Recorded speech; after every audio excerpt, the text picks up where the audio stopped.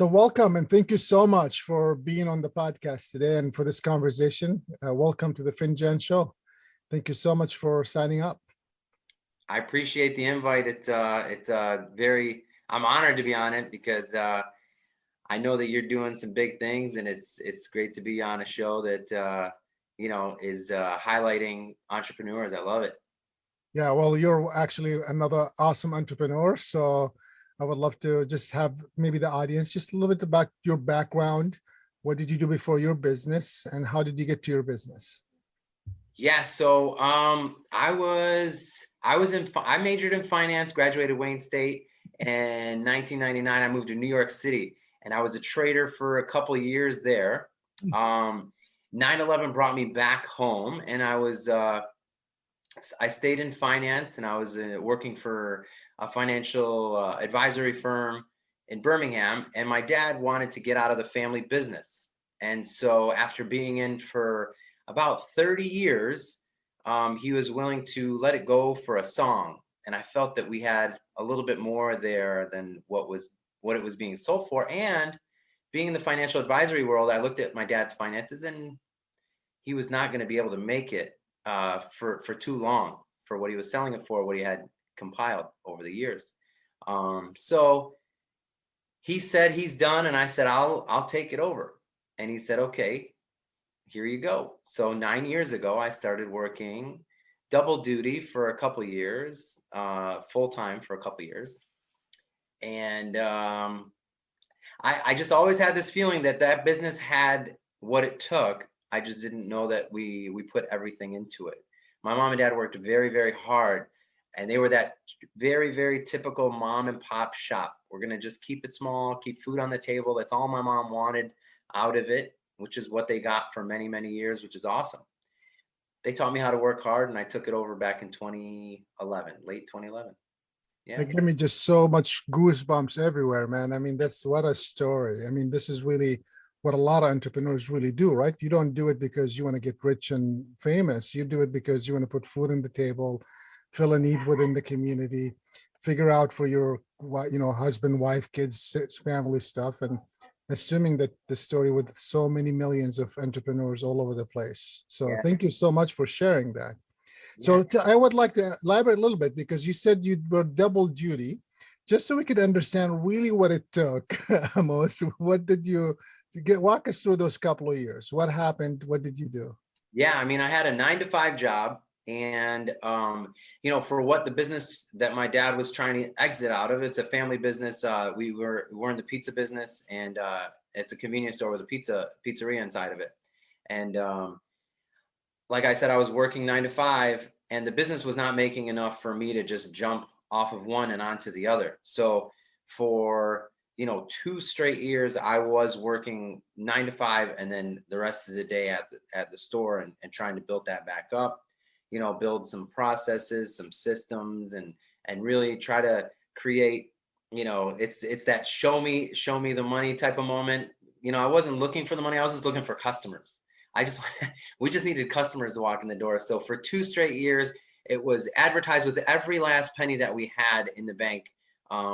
Literally, like we were check to check, and the bank was like, it would climb from sales and it would go to zero pretty much. And then it would climb from sales and go to zero. So we were advertising. In my first year, I did like literally 4 times the ads that we did the year before.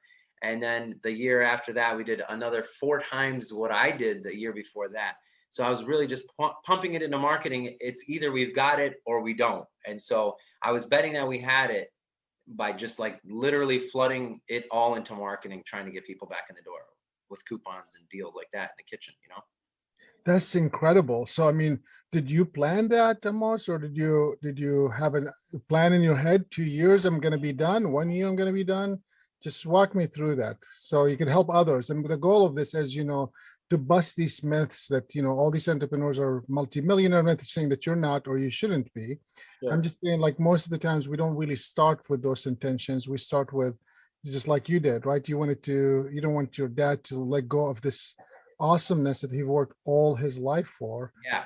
And you're like, I could do something with this. That's really what it came down to, right? So, sure. And sounds like a solid career. to move into this craziness world of entrepreneurship?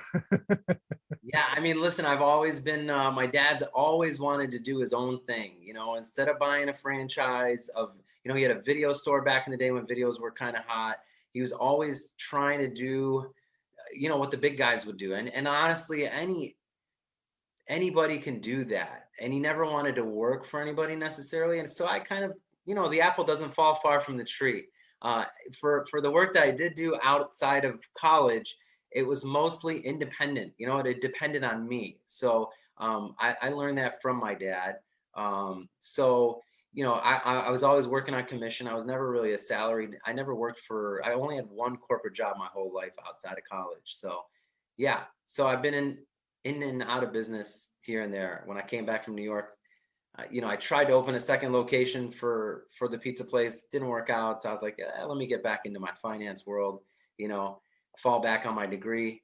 I'm glad I got that. I had that degree in my back pocket. But yeah, it's a lot of effort. And I did not have a plan like drawn out. I'm like, the only way I can get people in the door right now is marketing. I just know marketing from college and knowing that's how people bring, potential sales in the door, and treat everybody with the utmost, like, Jack Ma said it from Alibaba, his staff is first, his customers second, shareholders are third, and I did that without knowing that I was doing that, so I came in, we made staff changes, we made sure like phones are being answered, like we're not running out of slices in the window, those types of things that just, get everybody on a page versus like just doing whatever, right? So they had a TV in there, they were watching cable during the day, and I'm just like, this is not business, you know?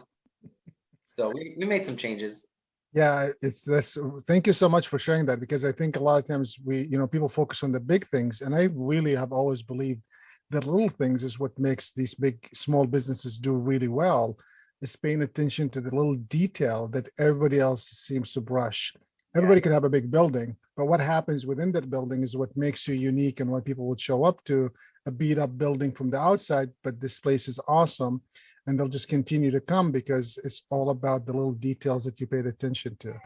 This is awesome. Thank you so much for sharing such a wonderful story. So the 2 years was not necessarily a plan, but it became a 2 years. When did you decide or figure it out, at least it's time for me to be full-time, it's time for me to let go? When did that moment happen, per se, if you can recall?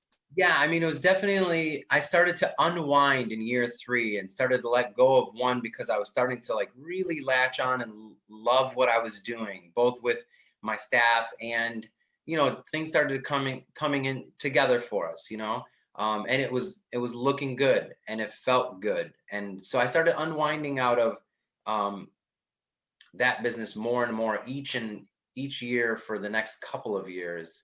So I was just doing less and less and less and less. I haven't unwound out of it completely, but it's manageable.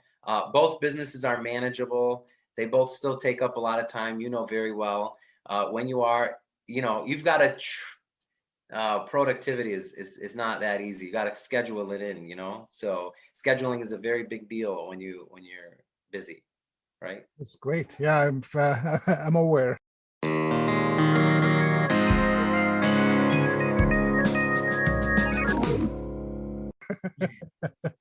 So just a couple of things maybe we could leave the listeners behind with. So when I say entrepreneurship ecosystem, does that even mean anything to you, Amos, or means nothing? Or do I speak a foreign language now, or what? So when I first saw that term, I did not really understand it or grasp it. I had a feeling of my own interpretation, and that's just, kind of just entrepreneurs sticking together, doing things together, growing together, making sure that we are, staying as strongly together as we possibly can to help each other out. That's what I thought it meant. That's okay. Yeah, I'm not looking for the right answer or I'm just looking for your answer. So that's the right answer. And then the last thing is, if you were to leave someone today with a piece of advice about your journey, what would you tell those aspiring entrepreneurs to do or not to do, either one? Yeah, I think that whether you're climbing that corporate ladder, which there's nothing wrong with that at all, or you're chasing an endeavor that you have a strong feeling towards, both require like inordinate amount of work. And depending on what that business is, or whether there's plenty of corporate people that work 50, 60, 70 hours a week out there. Accountants work 70 hours a week every year for 5 straight months. So, doctors work overnight shifts. I told my wife the first couple of years, like, hey, look, if I was, the doctors that first join on, what are the residency, right? How many hours are they working? It's not much different.